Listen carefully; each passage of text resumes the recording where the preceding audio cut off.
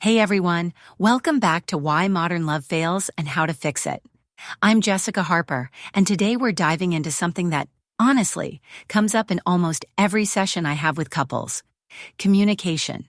Or more specifically, the ways we all manage to mess it up even with the best intentions. I mean, let's be real.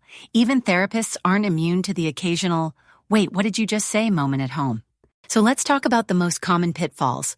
I see a lot of couples who think they're communicating, but really they're just talking at each other. There's a difference, right? Like those conversations where you're just waiting for your turn to speak, not actually listening. That's a big one. And then there's the classic mind-reading trap, assuming your partner should just know what you're feeling. Spoiler, they usually don't. I had this couple from New York, let's call them Sam and Lila. They came in, both convinced the other just didn't care.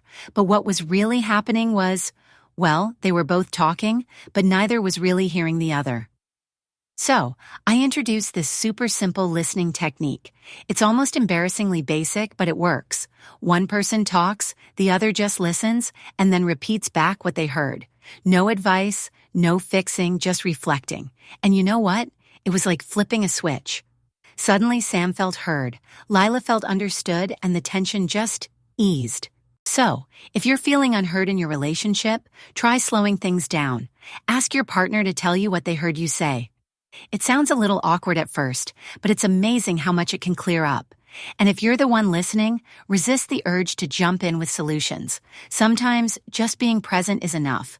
I always say, communication isn't just about talking, it's about connecting. And that connection, that's where the magic happens.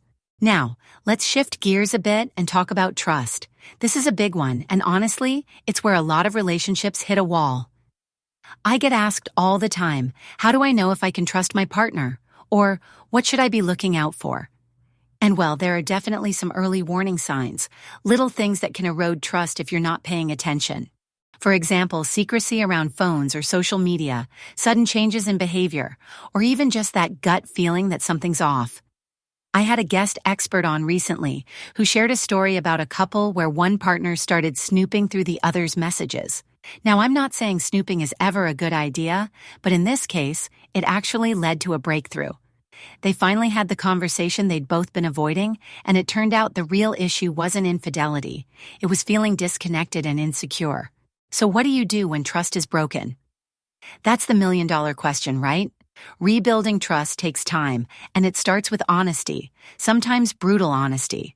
Both partners have to be willing to own their part, and that's not easy. But sometimes, you also have to ask yourself, is this relationship still healthy for me? There are times when walking away is the right call, especially if the same patterns keep repeating. If you're in that place, my advice is to get really clear about your boundaries. What are you willing to work through, and what's a deal breaker? And if you're trying to rebuild, focus on small, consistent actions. Trust isn't rebuilt overnight, but it can be rebuilt if both people are truly committed. All right, let's talk about intimacy, because honestly, this is where a lot of long-term couples start to struggle.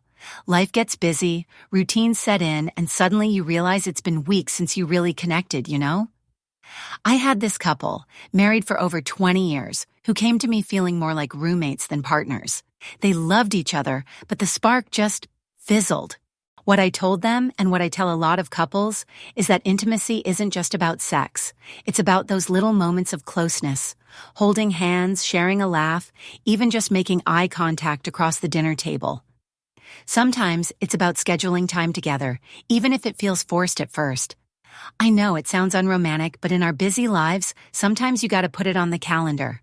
In modern relationships, intimacy can look a lot of different ways. Maybe it's sending a sweet text in the middle of the day, or trying something new together, like a cooking class, or just a walk around the block. The key is to keep showing up for each other, even when it's not easy. And if you're feeling distant, talk about it. Don't wait for things to magically fix themselves. So if you're listening and thinking, that's us, just know you're not alone.